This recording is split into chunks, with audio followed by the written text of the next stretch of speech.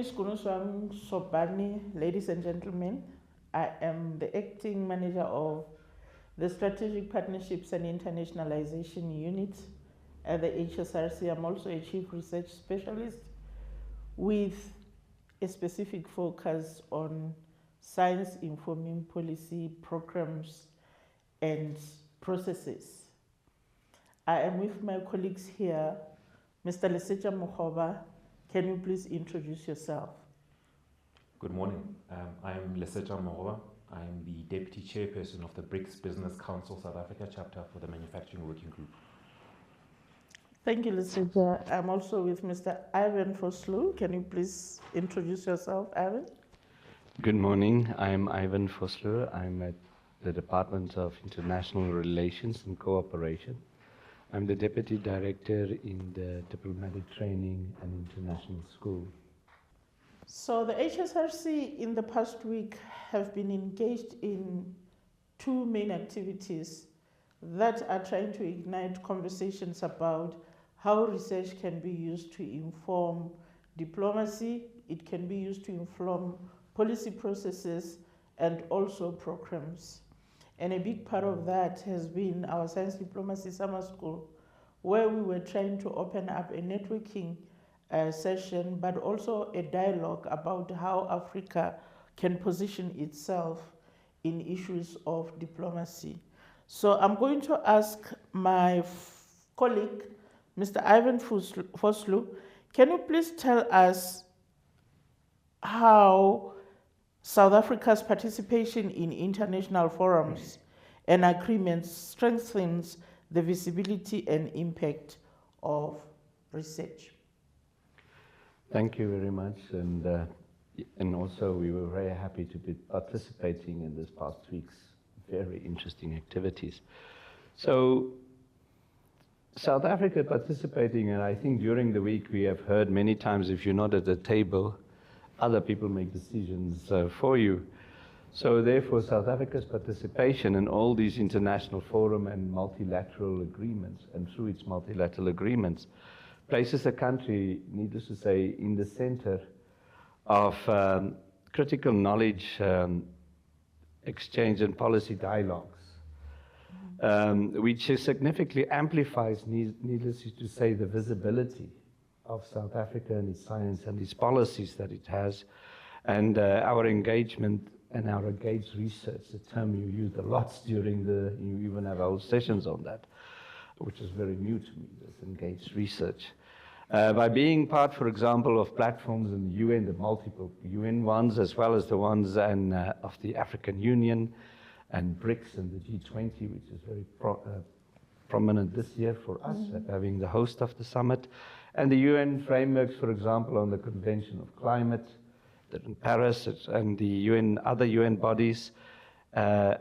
South Africa ensures that your evidence-based, using the words of your words again, your evidence-based research reflect in our socio-economic systems, and not just based on the North. And as we said during this past week, and of the summer school, HRC summer school, and the Engaged Research Conference, we saw numerous examples. You mentioned numerous examples of your research. In the conference, for example, about the co-creation services. And these are terms that we need to take out there. Yes. I mean, you mentioned about your GIS mapping, which I know some people that's very involved with it, of our informal settlements. And so when we bring these to the global platforms, we also alter the minds and the mindset of the people who are used to doing a certain way and don't realize that you can bring real value to the poor and the underserved of the societies. And therefore, the African Union's SDISA 2023, or 24 sort of frameworks, as well as our BRICS scientific frameworks, in cooperation forum, these outputs, these research outputs therefore gain scalability, if I may use that, and a far-reaching policy footprints. Furthermore, as South Africans, we can leverage our distinct strengths like our diversity, biodiversity, our indigenous knowledge, which we also know that in Geneva, the indigenous people fight a lot for. And I must say, I was in those forums a number of times. We can bring this research and we can shape the dialogue, like we did in the health issue and the treaty, the health treaty. But we mustn't forget, other than being in all the UN, South Africa has an extremely wide diplomatic mission footprint. We have over 124 missions. So on a bilateral place, we're more, as you say, a people to people and research to researcher. We mustn't forget just to be in multilateral forums, but use that wide research. So you talk about a number of forums and also a number of frameworks. I just want to ask you, Mr. Mogoba, the BRICS cooperation framework, how does it come into this picture and how does it facilitate inclusive innovation? The BRICS Business Council is an initiative of the BRICS nations that allows cooperation between the apex business organizations within all of those nations. Within the current structure where DIRCO helps to organize the Heads of State Summit, the BRICS Business Council focuses more on the meeting of the business environment, and it is a critical area of intersection between the sciences in the exploratory spaces as well as from an engaged research to figure out how, as business, we partner with the scientific community to create solutions that improve the quality of lives of our people. BRICS is very, very serious about people-to-people relations, over and above trade and investment in general, to be able to have the infrastructure that allows the country to be globally competitive. So our participation in this particular initiative not only underscores that we establish the best practice from a diplomatic perspective, but also that we find the best people in these areas who we can call upon to be able to solve these real problems in real time. Okay, Mr. Vosloo, you talked about a number of things. So one of the things that we are trying to find out is what are the ways in which science diplomacy can enhance collaboration, especially between government, academics, and communities. Because one of the things that we are trying to do is to make sure that there is conversations between all the different stakeholders. So in your opinion, how can science diplomacy help us to have these conversations between the different stakeholders or among the different stakeholders? Thank you. As we know, diplomacy is inherently by its nature a connector of people and also a translator of our cultures and ideas to other nations. So science diplomacy, therefore, can be that vital connector amongst governments, especially also with academia and communities, that will facilitate that inclusive and goal-aligned collaborations that you were mentioning earlier during the week. And that as demonstrating, that was demonstrated obviously, as I said, during this now Science Diplomacy Week at the Enhanced Conference. So, for example, in South Africa, this SKA project that we know, I mean, it was science-driven, and it was an idea by science, but because of the expanse of it, it needed severe diplomacy to come into action, to be able to make sure that that will actually become a reality. It was and the South African government needed to step in, and the diplomacy needed to really go out there and connect and explain with, of course, the help of the scientists, saying what must we explain and how to find words and connections to be able to make it. Thankfully for us all, it was quite successful, this movement of science diplomacy, and it put it to the forefront. And today it's still one of the ones, if you just look at the vast number of people from all over the world participating still today in it. So that was just one of the first examples quite some time ago that we can look of collaboration, certainly within our local ecosystem. Yeah. And as you say, this was an innovation that needed a lot of diplomacy. And I want to find out from Mr. Mogoba, such innovations that need diplomacy, how does the BRICS Business Council help to facilitate such innovations? Indeed, these innovations are critical because we need to find ways to deliver more impact with more constrained resources and more interesting global dynamics. So the way that the BRICS Business Council supports these innovative solutions coming to the fore are through key instruments that we develop. So firstly, we'll talk about the terms of reference that we establish within the different working groups. So specifically under manufacturing, our terms of reference identifies key technologies that will reshape existing sectors. Whether we're talking about additive manufacturing or we're talking about artificial intelligence, providing platforms for ordinary businesses, including micro, small and medium enterprises, to be able to engage with the investment community, as well as providing interfaces with other chambers of commerce in the BRICS nations, facilitates moving these technologies from being blue sky and potentially into technology readiness level number 9, where they can be used, can be accessible to the everyday man in the street, and actually be able to make a measurable difference. Now we are talking two things here.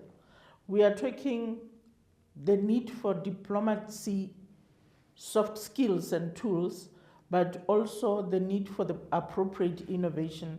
And the conversation I now want us to have is, we've been talking about all these big things. What are the opportunities that Africa has?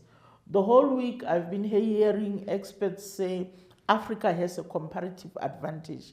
So what is the comparative advantage or opportunities that we have as Africa to bring our innovation and our science to the global scale or to the global diplomacy scale? What Africa brings to the table is our ability to be able to deal with complex problems.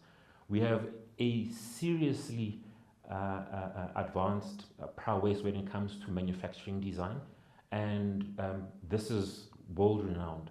One of the other things that we do really well is our level of expertise is not just at the specialist level, it's multi-specialist. So ordinarily for one senior engineer, you find that not only do you have somebody that specializes in aerodynamics or thermodynamics, but also in terms of stress engineering. And this is unfortunately for the world over not a standard practice, whereas here it is. The soft practice that Africa also has that adds value is the cultural nature of Ubuntu that reflects in everything that we do. Although we can have very technical discussions, we are very warm in the way that we approach, and we are very open to share our capability and to be able to, as it were, make the circle bigger. We have the Ubuntu, we have the technical expertise, we have the innovation prowess, like you're saying. Mr. Vosloo, opportunities? What opportunities do we have then to take all this that Mr. Lesetja is talking about into diplomacy? Well, again, and that is the challenge of scientists. Yeah. They have to be able to translate it into the way that people understand, to make it, to bring it back into their lives. Mm-hmm. As you say, don't talk about me without me in the room. So that is why this engaged science that you were talking about is actually, seems to me, it's that. Yes. Don't talk to me without me in the room. And if you look at our own constitution, even with government policy, we have to take it. You can't just make a green paper or a white paper and submit it. You have to go right down and consult, and that's quite a process. Mm-hmm. And that is now one of the strong things that I see all of you are doing. And you can leverage that, this unique position that you are now finding yourselves in, where government is consulting all the time.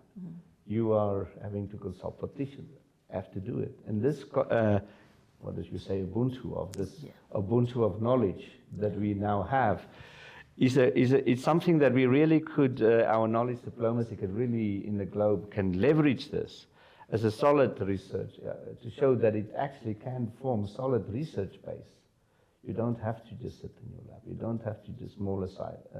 You need to talk to people. You might come up with surprising answers that mess up your hypothesis that you've made. But anyway, this is what we, and for example, the fact that we are just about everywhere and just about everything, or our missions span the globe from one side to the other, and also our engagement currently in Africa, where mostly trade now with the African Free Trade area. There too, all of those things that's going to go into Africa is going to need the knowledge, your knowledge, and we have to engage with all the countries of Africa, and not just that, it's peoples. You know, it's 2,000 languages. You're a linguist. We need to see how do we they explained in Uganda they made an app that automatically translates the various Ugandan languages. As diplomats, wow, what a tool that would be for us all to be able to get really to the grassroots. And so these knowledge that you've built up in grassroots, it needs to get out there. And so I think our opportunity of showcasing that indigenous knowledge, knowledge from Africa, is real knowledge. We all know that 1,000 years ago, for 780 years, it was Africa's knowledge that brought Europe out of the Dark Ages. So we mustn't forget that. And I'm glad you're talking about that, because like we have been saying the whole week, engage, and make sure that you package in a way that is useful for your audience. But one other thing, Mr. Lesetja, you talked a lot about how the BRICS Business Council sees all this innovation prowess. And I am wondering, how then does the BRICS Business Council democratize this knowledge and innovation that is already there? True. Some of the key gaps that we've witnessed within the global infrastructure and institutions is that the global south is not adequately represented. So this is the reason why the new development bank being formed was so critical, such that in the discussion around how we finance these innovations so that we can scale them, we do not require only third-party support. But, you know, charity starts at home, and this is how the BRICS brings that forward. The next area where we engage is with the business communities. Often you find that we have solutions that are complementary, but because we don't know how to access each other, our networks haven't yet reached there, the logistics systems aren't well developed to the extent that we would expect, then those opportunities tend to fall by the wayside. So by focusing on actively developing the business relationships as well as the science community innovations, what we then come up with is a better footing to be able to actually sell our own solutions. And that makes a big difference in the sense that it usually takes way too long and becomes way too cumbersome for our budgets to have to license things instead of using our own. But more is that if we look at the youth dividend that comes from the global south, it is fundamental for us to establish a new best practice in terms of the workplace, as well as in the broader zeitgeist in the world. How do we make sure that the next generation will be better off than the one prior? Fundamentally what we need to resolve. And I think you're talking to what I had somebody saying in the past few weeks in the news, that we don't want to leave the next generation a legacy of poverty. Right. Now we are here as researchers, as practitioners, as policymakers, as diplomats, And I want to ask you, if you were to be in one of those plenaries and give advice on how we position Africa's science and innovation into the diplomacy space to that multi-sectoral group that is in the plenary, what would you advise them to do? So two big advices that you would want them to do. I think first things first is we need to leverage our technology. Technology has the ability to help us to create deeper, more meaningful impact within the budgets that we currently already have. And I think far too much of the intellectual property that is developed remains out of the marketplace where it should be leveraged. The second thing is that we need to more warmly keep introducing the broader sectors into what science has to do. So one of the ways that we could achieve this is by advocating for science advisory boards to work directly with the business boards so that the richness of the content from the science environment is available at the senior most levels within the business structures. This will allow us to be able to commercialize faster, but it will also then create a benefit for businesses to see a better return. I think I heard a lot of people saying that Africa has a lack of computers and things to really get into AI. But I was looking at everybody in the room. I saw them sitting on their smartphones, talking, taking notes. Africa has 208 million smartphones, not phones, smartphones in the hands of Africans. I don't know about you, but these smartphones are way smarter than the computers and laptops and desktops that we used to use. And they are currently smarter than most of the desktops that is in African houses. Yeah.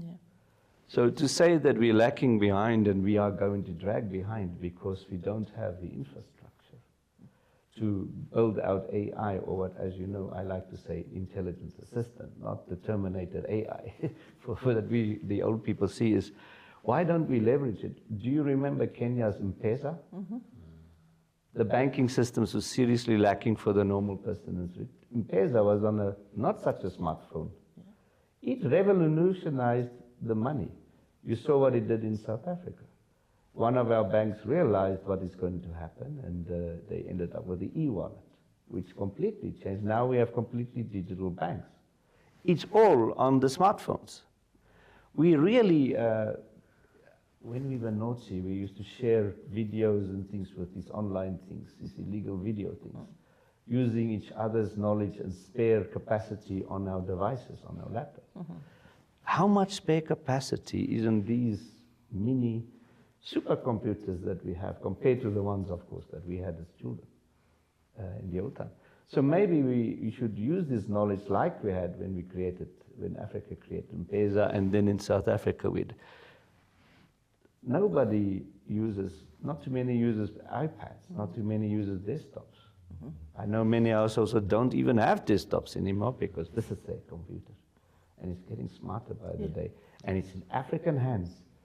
Soon, I understand by 2030 something, there will be almost 400 million of these smartphones in African hands. These are computers. We have the power.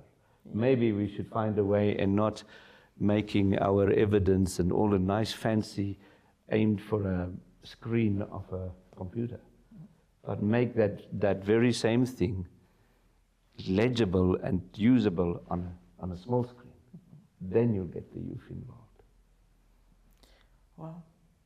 Colleagues, thank you very much. It does look like what we are saying is that Africa has a space in the diplomacy circles, and Africa has a voice.